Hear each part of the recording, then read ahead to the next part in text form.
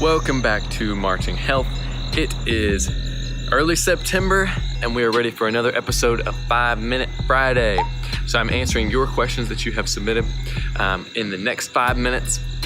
While I sit out here in beautiful Greenville, South Carolina, I am finishing up my second week of an orthopedic residency. We've been doing a lot of work on the knee joint. So if you've had any knee injuries in the past, we are putting in the hours to make sure that we give the best care and best information to you guys. So you will see a lot of knee information coming through our story and coming through our news feed. Next, we are going to talk about a couple of different topics. Topic number one that I'm going to hit is a question that was submitted by you guys. How do you get to where we are at now? Basically, how do you become Marching Health? Like, where did that start and what do you have to do to get there? So educationally, I'll give you the track because that's kind of the technical part is the first start of it. Obviously, graduate high school and do really well. After that, you have to go to college, 4-year university to either put you on the track to become a physical therapist or an athletic trainer. If you really want to go on the fast track, you got to do it soon because athletic training is actually becoming a master's degree mandatory, not just a bachelor's degree. So if you want to do the fast track, find a school that still has athletic training as a bachelor's degree. There are probably only a couple of them out there. But you will come out after 4 years as an athletic trainer and be able to do all of the on-field rehab and prevention that we do. If you want to go on and do more in athletic training, you just go 2 more years, a year or 2 more years and get your master's degree.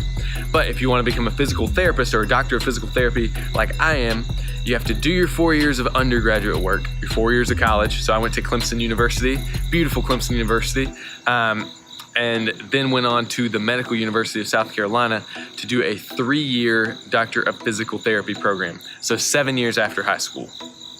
The DPT, Doctor of Physical Therapy, gives you a ton of freedom to practice in any form that you want to. So say you enjoy marching band and you wanted to do this for marching bands, you would have the opportunity to create that for yourself. So this is not something that has ever been done before. We are really just creating this on our own because we see a need in the population that we love working with.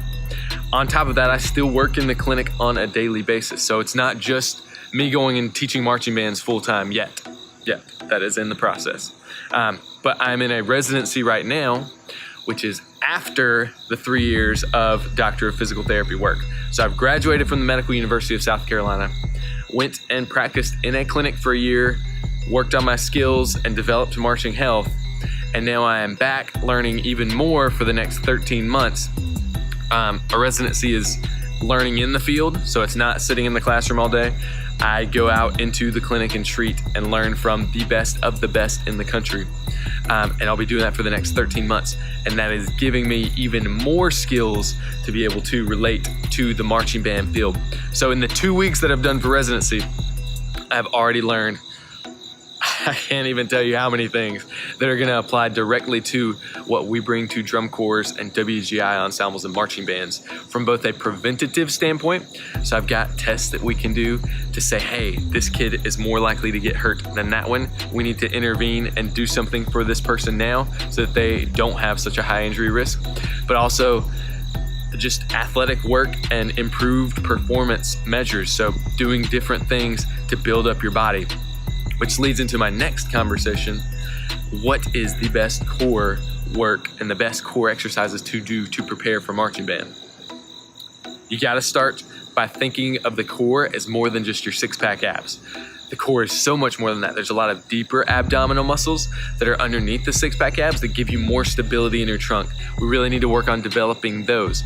Also, you need to think about your glutes and your hip muscles and your leg muscles as being part of the core, because as a marcher, those are the ones that really give you the power to be able to change directions and move. Also think of your shoulder blade muscles, the muscles on the back as part of your core. You have to nail those down so that you can hold your instrument up effectively. So just a real general run through: squats, lunges, planks, shoulder taps, the variation of planks, planks with different hip abductions and hip extensions in them. You can see previous newsfeed posts for examples of those. Rows, you got to build up your lat strength, your rhomboid strength. Those are your shoulder muscles in the backside.